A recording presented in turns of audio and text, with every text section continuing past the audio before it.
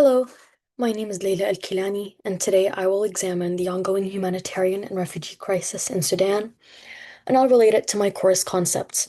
I'll also discuss the main challenges and the possible solutions to the refugee crisis. So, here's some background information. Let's go all the way back to October of 1993, when Omar al-Bashir assumed presidency over Sudan. His reign was marked by corruption and violence. In April of 2019, the citizens of Sudan protested al-Bashir's rule, which led to his removal from office. Sudan hoped for a democracy, but a democratic president or government never rose to power. Instead, two armed groups, the Sudanese Armed Forces, who are Sudan's official military, and the Rapid Support Forces, a militia who are supposed to work together to deliver Sudanese people a conflict-free economy, fought for power. In April of 2023, the civil war between the SAF and the RSF pushed millions of people to flee their homes, with many seeking refuge in neighboring countries such as Chad, Egypt, and South Sudan. The civil war caused violence to spread, with many civilians being killed and women being sexually assaulted. Homes, schools, hospitals, and other essential infrastructure have been destroyed, leaving many people without access to food, clean water, or medical care. So, why does all of this matter? Why are we even talking about Sudan? The Sudanese refugee crisis matters because it is currently one of the world's largest humanitarian and displacement crises, but it's received considerably less sustained international attention than many other recent conflicts. However, the significance of this crisis extends beyond Sudan's borders. An Al Jazeera documentary demonstrates that fleeing the country does not end the humanitarian emergency. Thousands of refugees arrive in eastern Chad expecting safety, but instead, they encounter overcrowded refugee shelters that lack adequate food, water, and medical care. Because border facilities are overwhelmed, the UN are relocating the refugees farther into Chad. The United Nations University writes that this crisis should not be understood solely as the result of armed conflict. Instead, we should look at it as a reflection of deeper structural and political failures, including decades of poor governance, failed political transitions, and regional power struggles between the RSF and the SAF. These underlying conditions allowed political instability to transform into one of the largest displacement crises in the world. So, what are the biggest challenges?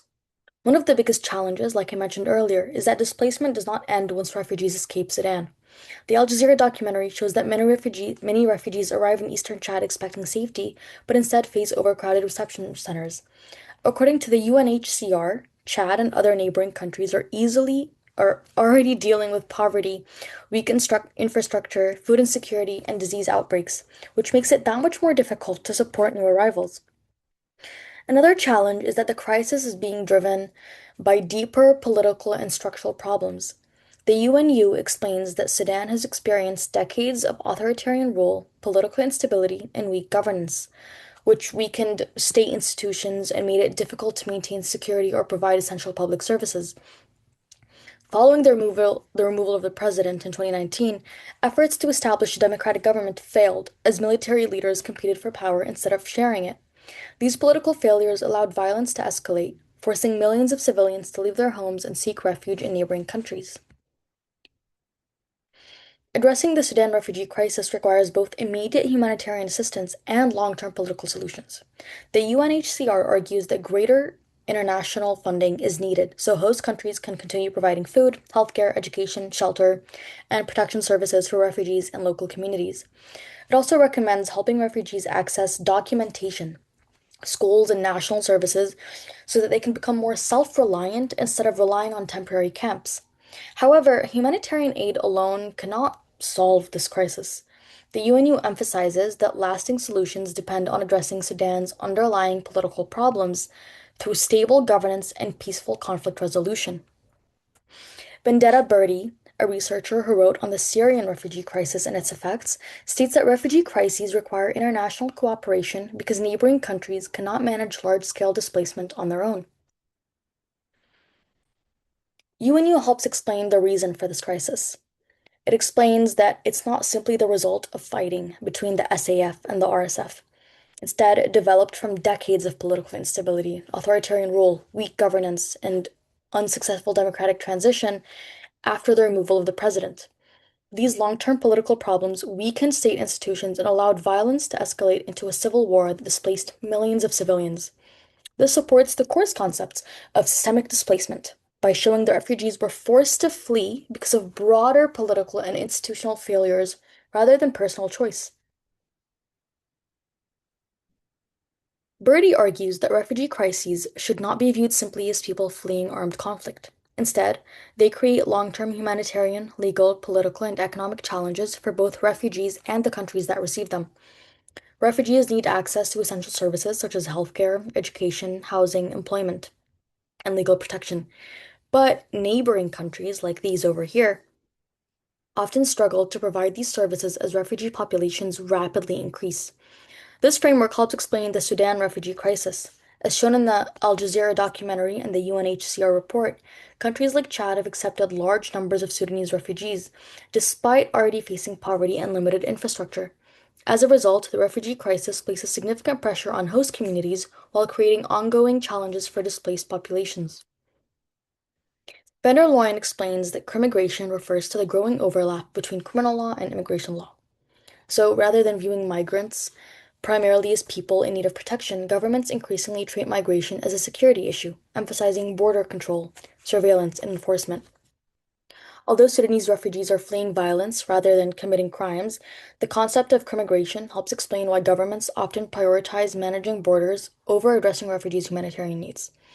The Al Jazeera documentary shows that once refugees reach Chad, much of the response focuses on registering, relocating, and managing large refugee populations. While these measures are necessary, they can sometimes overshadow refugees' immediate needs for food, shelter, healthcare, and long term protection.